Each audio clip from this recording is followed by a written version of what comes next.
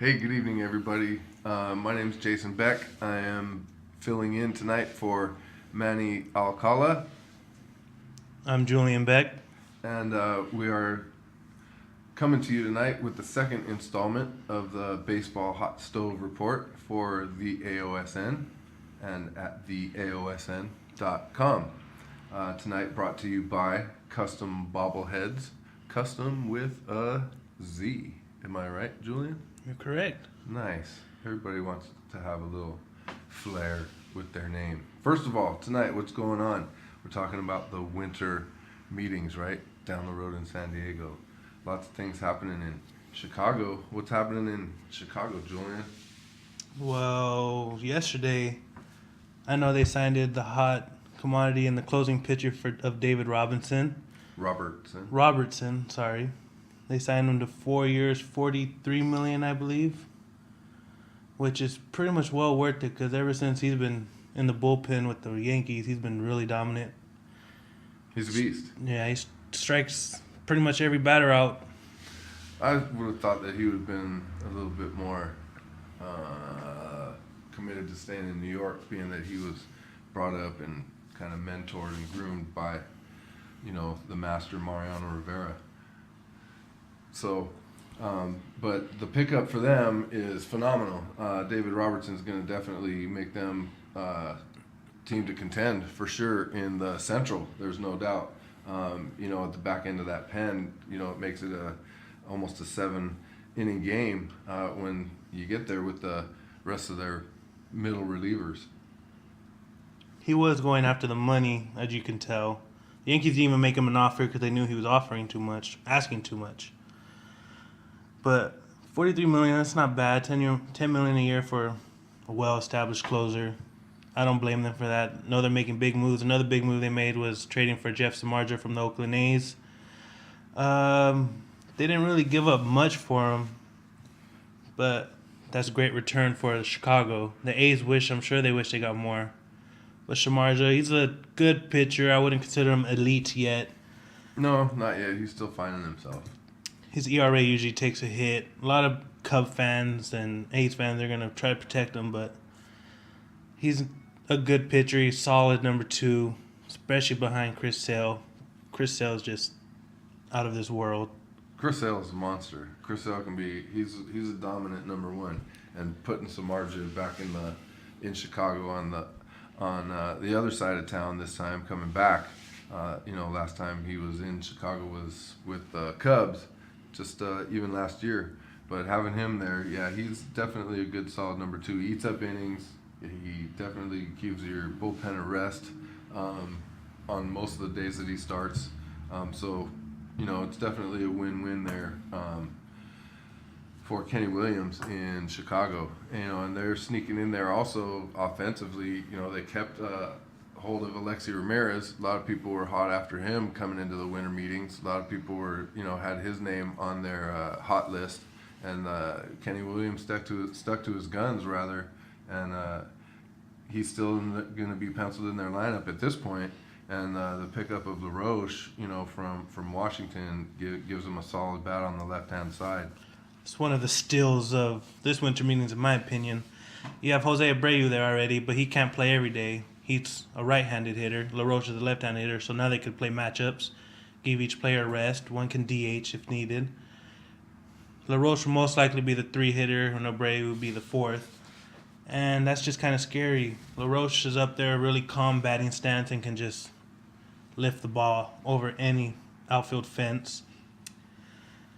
I'm just concerned about their catching situation because they need to really have somebody back there who they can kind of rely on, who's going to be, dependable to get those guys deep into innings.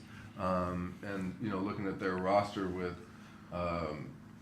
Tyler Flowers and Adrian Nieto, those aren't really any names that I can kind of recognize. So that's something that kind of keeps me on the fence as far as them coming along. But definitely they picked up some good offensive help with LaRoche. I know Flowers can hit. He has great power, but I know there's still Giovanni Soto. I think his name's hanging around there. And I know Dinero Navarro from Toronto. Navarro, he's a journeyman. He's been around. He Yeah. gives you some good clubhouse leadership. He may be a good backup role guy, like Henry Blanco was for many years for a lot of teams. But now let's kind of change gears a little and let's look at the Cubbies, man. Those guys, that play over there in Wrigley are really making some noise. The big steal over the last couple of 24 hours is the Lester deal. 6 years, $155 million. 6 years, $155 million. That's some serious cash right there. I didn't think he was going to go back to Boston to begin with because they kind of, left him hanging out to dry. I don't know if it'll be worth 155. I know he has a club option for a 7th year, which could round it out to 170 million. He's a workhorse, there's no doubt about it. He has no arm problems, and he's big in the clutch games. Look what he did with the A's, even though the Royals won on the walk-off by Salvador Perez. He has 2 no-hitters under his belt, I believe, and he has 2 World Series rings in Boston. So he knows how to get the job done. He went back to Theo Epstein, who used to be his GM in Boston, and Joe Madden, who's probably top 3 coach in the whole MLB. He's going to do good with him. And I know they're not done making moves. They also signed Jason Hamill to another deal, 2-year deal, $18 million, I believe. Yep. He was there in the beginning of the season last year. He had a pretty good first half, to be honest with you. He was really comfortable there, he said, until he got traded to the A's, where he just downfalled from there. And they also traded for Miguel Montero from the Arizona Diamondbacks. Yeah. That's a huge signing for them. They were missing the catcher there, and he's a great left-handed bat. Slaps the ball all over the field and has pretty decent power for a catcher. Guy hits a lot of doubles. That always helps, gap-to-gap power. That's going to help Anthony Rizzo. It's going to help Sterling Castro. It's going to help Soler. Chris Bryant, I'm not sure if he's on the opening day roster yet. And I know they also have Javier Baez with this big swing of his. So this team's on the up and up now. Joe Madden, look what he did with the Rays when they were nobodies and turned young talent into stars. The best move, I think, was picking up Montero because, like I said about the White Sox and their catching, can we say no names, non-household names, at least outside of Chicago. But picking up Montero because, he's pitched with Miley, or he's called games for Miley, who, by the way, got dealt today to Boston, with McCarthy, who's in New York. And, so he's had really good pitchers in Arizona before, so he calls an excellent ball game. Patrick Corbin. Oh, absolutely. And being a left-handed hitter, he can definitely get some balls out of the outside of Wrigley and Wrigley's right field. So it was definitely a good pickup there in Chicago. Theo Epstein kind of knows what he's doing over there. So, big news in the AL Central and the NL Central as well. So a good start for tonight. What do you think, Julian? I like it. I just hope it starts heating up now. I want to see where Shields is end up going. I still think he's going to go to the Cubs because of Joe Madden. And if they get him, then Jake Arrieta will be your 3. That's a 1-2-3 punch right there. That's not bad. But can the Cubbies be relevant in July? We'll find out. That's the main point. If they're still relevant in July and they're not dumping contracts to, sell guys off and kind of make trades at the trade deadline, then all this will be worth it for Theo Epstein and the Cubbies. They may make one trade at the deadline. I think Addison Russell, who they got for Jeff Samardzija during the A's trade last year, Sterling Castro's not going anywhere, and the whole organization said that about him. So I think they'll make one more move, either this winter meetings with him as a main piece in the package. So we'll see what happens. Not a bad start. So, again, let's make an announcement that we are brought to you tonight by Custom Bobbleheads at custombobbleheads.com. That's Customs with the Z. They do some good work. If you go, they have an Instagram page. It's also called Custom Bobbleheads. They can turn, for example, if you have a John Lester bobblehead that is wearing a Red Sox uniform, you can send it into him and he can make it into a Cubs uniform. He can do that with practically any player. He does great work. I know he just went to a Dodger signing, and Justin Turner was amazed by the one that he made with him. Put long hair on it. He signed it. They were really in awe of what he can do. Do they have pictures and things on their website of like what their stuff is? I know they do on Instagram. He posts a lot on there. Facebook as well. It's worth a follow, and it's also, if you're a big baseball fan like I am, then it's worth trading and getting your favorite player. Nice job. So, let's also don't forget about the teams that we have here in, Southern California. And let's talk a minute about, some of the things that's going on here in LA with the Dodgers. And, today, huge deal. Not only for them, picking up Jimmy Rollins from Philadelphia, but, dealing D. Gordon out to Miami. Kind of a homegrown product out there, sending him back home to Miami. And I know they were just dangling his name to see what he was worth, and I guess he was worth a lot, so that's why they pulled the trigger on it. Hey, who would have thought that when they went into the winter meetings, they needed a big bat and an infielder, that they would end up with D. Gordon. The thing about him is that he's a huge upside. He's had some good experience over the last couple of years, but I mean, 64 steals last year was pretty sick, and the entire Marlins team as a whole, I think, had 58. So he gives them some instant credibility at the top of the lineup, and makes defenses think when he gets on base. I know speed never goes in a slump. I know they talking about him. Christian Yelich lead off, D. Gordon bat second, and I believe Stanton is in a bat third. So there's a lot of potential to bring in runs for the 3 and 4 hitter. But I think the Dodgers ran away with this trade. In return, they traded Gordon and Herron to Miami. But in return, they got Andrew Heaney, who's ranked number 18 overall in the prospects in MLB. Number 2 left-handed pitcher ranked in the prospects. And number 1 prospect in the Marlins system. So they ran away with that. They got a relief pitcher that they really needed in Chris Hatcher. You got an outfielder and Keek Hernandez, and also catcher Austin Barnes. So I know they needed all 4 of those positions for their team, and they got it with D. Gordon, because Dan Herron said if he doesn't go to SoCal, either the Angels, he's gonna retire. Well, that's probably what's going to happen with Gordon. But I mean, bringing Rollins into the mix also brings some veteran leadership. I think that maybe they've been, missing over the last couple of years. I know Adrian Gonzalez is a huge leader in the clubhouse as well. But bringing Rollins in there as well with the rings and the hardware that he has behind it brings him that credibility. And their outfield, with Yasiel Puig, he may need some of that leadership or Rollins may need to bring some of that leadership to kind of cool his jets a little bit, so to speak, and bring him back down and make him the ball player that everybody thinks that he can be. But what's the outfield situation going to be looking like? Is Matt Kemp going to be around? If Dodgers are smart, they will keep him. They need him. He is the face and heart of that franchise. People go to Dodger Stadium just to watch him. A lot of people like seeing Puig, but Kemp's just the most consistent player on that team. He's an MVP type player.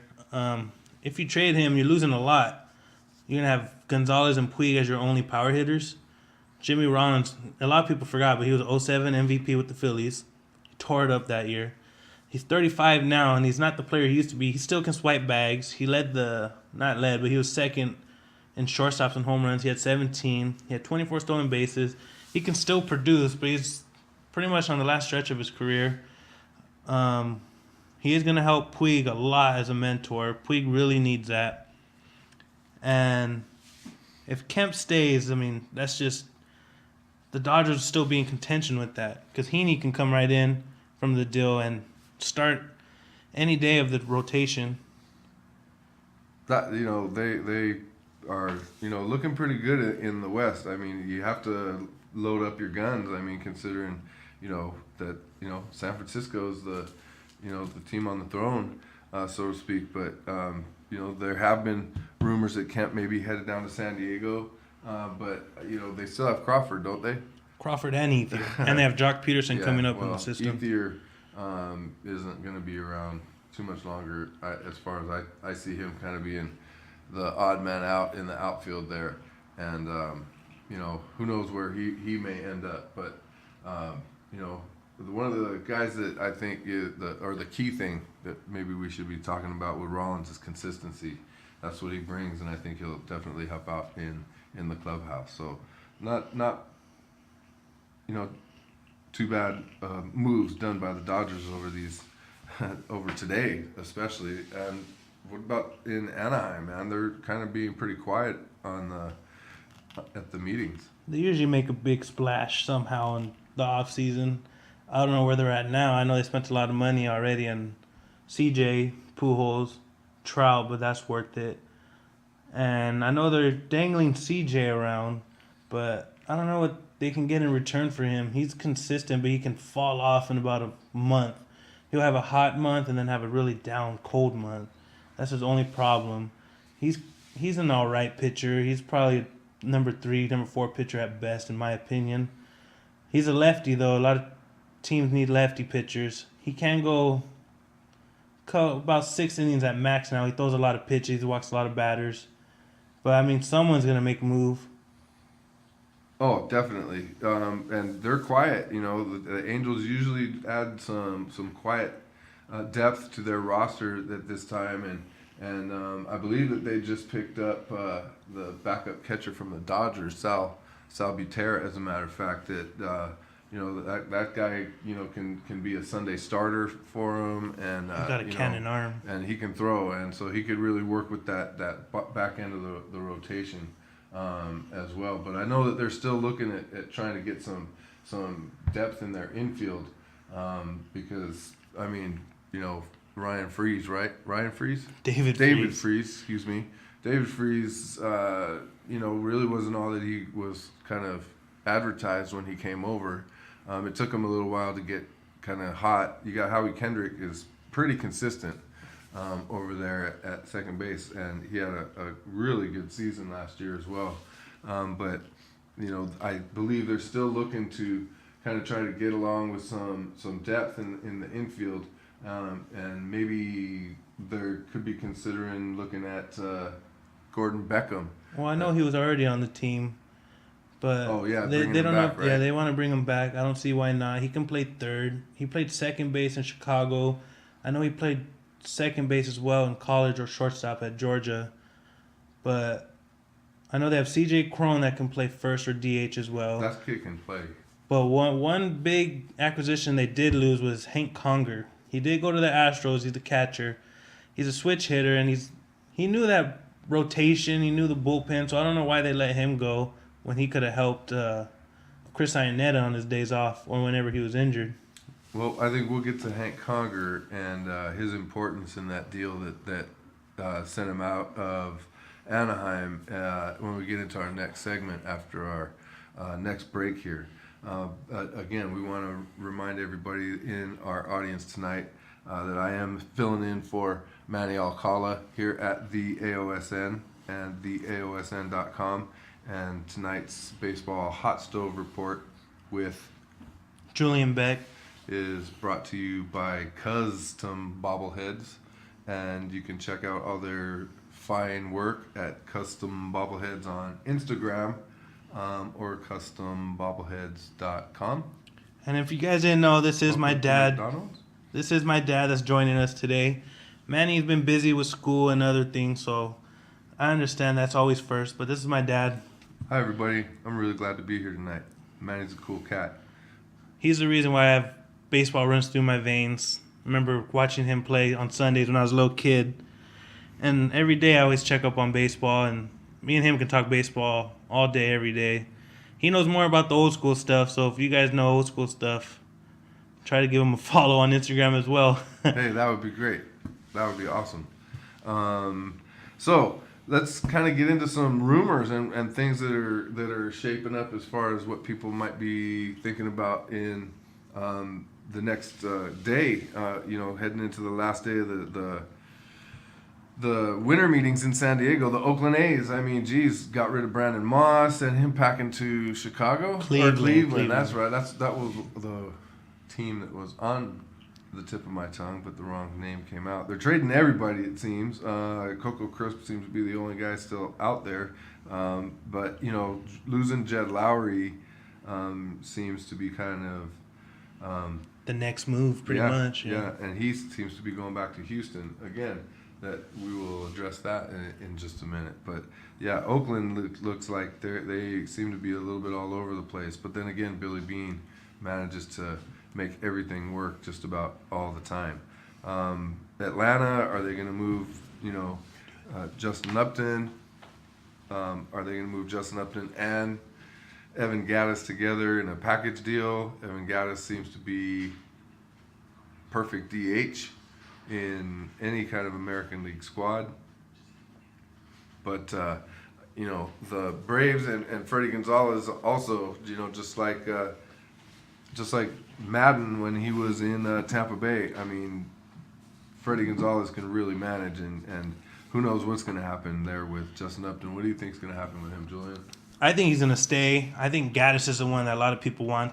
Less money to give up and pay him. The only bad thing is that you got to take B.J. Upton in return, but take him and just put him on the bench. Who cares? Sell him for a bag of seeds or something. Gaddis is the main person you want. Hopefully an AL team gets him. It'll be fun to see him be in the DH spot every day with his no batting gloves and grizzly bear facial hair. That guy can hit. He has lasers. Yeah, that guy can play some baseball. What about San Francisco? Are they going to get Cole Hamels? What's going to look there? It would be devastating if they got him from the left side to back up Bumgarner. You know as well as I know that I believe that any team that has two solid lefties is a dominant squad. Unfortunately, though, I don't think he'll end up in San Francisco. I think San Francisco is going to end up signing Irvin Santana. He's a really reliable pitcher. He did great for the Braves last season. He can throw 200-plus innings, no problem. He's a great strikeout pitcher. And did San Francisco lose Morse? Michael Morse? No, I don't think he's gone yet. A lot of teams are talking about him. But Cole Hamels, I think he's going to end up going to either the Dodgers, or I think he's going to end up just staying in Philly and wait till the trade deadline when some team's in playoff contention and have a big trade just like the A's and Cubs did with Jeff Samardzija.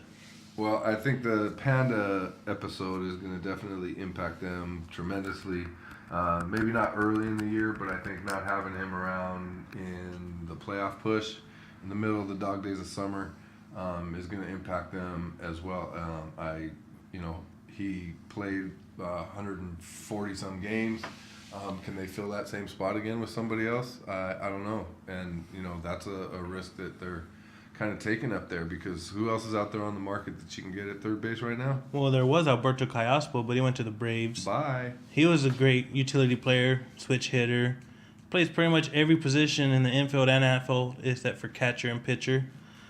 But to replace Pablo Sandoval, it's pretty much impossible. That he's clutch. I know he struggles a little bit in the regular season with his batting average. I know. A-Rod.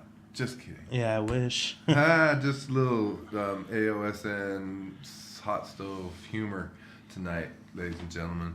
But anyway, what about New York, man? What's who are they gonna do? What are they gonna do to replace David Robertson? And the thing that I think that is interesting about Cashman and letting Robertson take that walk is the fact that there's still guys out there, and Cashman is going to be able to find somebody, pay him a little bit less money, I think, and maybe not with one guy, but with two guys, fill that gap. I mean, you need that solid closer to make it a six inning game for your starter again. Betances coming in the seventh is a must, and then in the eighth. Andrew Miller. With Andrew Miller, who they just got from Baltimore. I mean, that you have to have something coming in the ninth inning. So, don't. Who do you think they may be taking a look at? Well, I know there's a couple names out there. I know Papelbon's been dangling around, but no one wants that massive contract of his. Well, of course, the Yankees can always take any contract. That's the reason. I know there's Rafael Soriano out there. Again? Yeah, he's on Nationals. I think they're getting rid of him. Chapman from the Reds, they're taking trade offers for him. And I know it's still Sergio Romo. The Yankees talked to him, I believe, a little bit. But Papelbon seems like the most logical one. He's been pretty consistent even in Philly. He does have a little temper problem, which won't last long in New York with those fans. Philly does have tough fans as well. That's why they give him a lot of crap. But Papelbon and pinstripes. I know he used to be a Red Sox, but you need to win fits. some games, yeah. He throws hard. He comes in. I don't see Romo coming in and wearing pinstripes because he doesn't rely on the hard stuff so much. He's got that cutter. He's got that little, that little slide piece that spins and kind of comes over like a saucer. And he hangs a few of those too much. Those are going to be out in the right field short porch at Yankee Stadium. So seeing Romo with no name on his back and, God forbid, no beard, that's kind of scary. I don't want to see that. I think I'll have nightmares about that at night. And those cool socks he wears with the Giants. Yeah. Detroit, we're talking about Scherzer, $200 million. Yes or no? Is it worth it? No. Okay. End of story. He's just not. He's a solid pitcher, but he's had 2 good seasons. When he was with Arizona, no one knew who he was. Nope.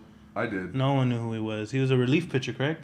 He started in the pen and ended up, again, because their pen was so horrible and their starting pitching was so bad that he ended up starting, and if I'm not mistaken, and he was solid there. Almost made the All-Star squad one year before he ended up getting traded at the deadline. Lester has done more than what Scherzer has ever done in his career, and he got 155.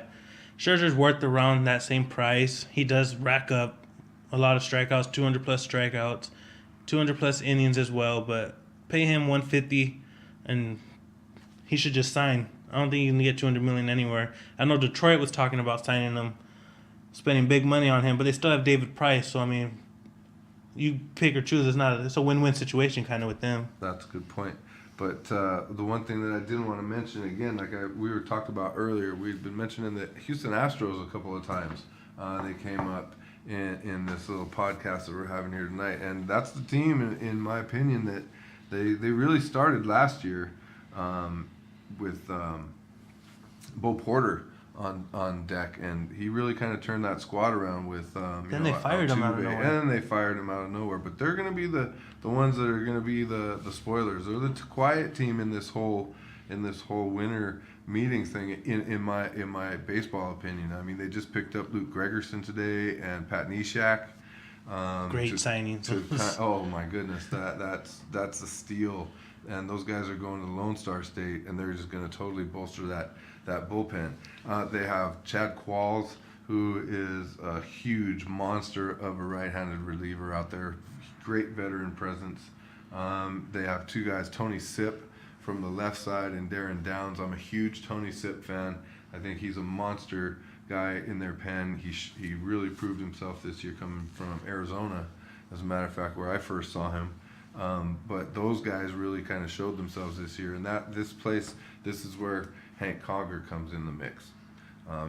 He can really hit in the dome there. I think fitting him in the middle of that lineup somewhere between Altuve, Chris Carter, and Dominguez at third base. And then maybe they're bringing back Jed Lowry. They should, because they still have Dexter. They made a big splash. They got, not big splash, but they signed Dexter Fowler last year. Right. That was a big signing. He had a really good season. A lot of people didn't know that. He had a great season. And if I look on the roster, I see Gregerson, Neshek, and Qualls. That's 3 people that can close a game out. Neshek more is an 8th inning kind of guy, but I'm sure he can go in there when needed to close a game out. Qualls, he's been a closer before. He's not the scariest closer, but when Gregerson got signed, they're throwing him right in the closer spot. He closed out some games for Oakland until Doolittle came in. I think those 3 pitchers right there, that veteran presence for that young team is just gonna help more than people know, because they also signed. Oh my God, I'm trying to blank on his name right now. Starting pitcher. It'll come to me anyways, but For this year? Yeah. What's his name? Sorry. Alex White? I don't know. I'm not sure. No. Oh my God, I can't believe I'm doing this right now. Scott Feldman. Oh, there nice. you go. He started the first month of the season off really hot. Hasn't that guy bounced around? Yeah, but he's a veteran presence. Look what he did with McHugh. Look what he did with Keuchel. Right. And then there's the guy with the O last name, real long lefty. He doesn't throw hard, but he can pitch any day in the You know who's season. a beast also for Houston is that big hulking left-handed first baseman Singleton. John Singleton, I think is his name. That's his name. That kid is a beast, and I think he was born. I think he's like 23. maybe 23 years old, and that kid came in and proved himself this year. So again, I am totally convinced those guys are going to be totally making some noise in the National League this year. And their outfield guy, George Springer, who came up last year as well. I saw him a couple of times last year play live, and that kid can play. He was the first of their little crop of rookies to come in, and then followed by Singleton the next couple of months after that. But Springer can be really dangerous. In college, he stole a lot of bases as well as hit for power. He hit for power, obviously, this past season. His average was low, but that made up with he had, I think, 70 RBIs, 50 RBIs in a short amount of time because he ended his season pretty early with an injury. But I think once he starts stealing bases and his all-around game is just going to go on the up and up. I agree with you on that. So, again, keep an eye out, ladies and gentlemen. Those of you guys that are paying attention to this installment tonight, Houston Astros, keep an eye on those guys this year. Give them a follow. Take a look at their page on MLB.com or write something about them to the AOSN.com. What are you guys thinking about out there? We want to hear what you guys have to say. Please check out our website at theaosn.com. We have been making pretty big moves now recently, and we're moving up in the world rankings. All we need is a little following, and any listen to this really helps us out. And on that note, did you have fun today, Dad? I had a blast. I always have a fun time with you, Julian. I told him Monday I was going to do this. I've been looking forward to do it, see if he would like it, and I can tell he likes it. Hopefully we can do it again. I'd love to do it. Anytime. I'd love to come in, and we could talk baseball for hours, but we got to wrap it up in, 20-some minutes? We went a little over, but no problem with that. It's worth it. That's fun. I have a good time with you tonight, Julian. All right, I'm glad. And that'll do it for our baseball MLB podcast for the AOSN. Hope you guys all enjoy it, and see you next time. Good night.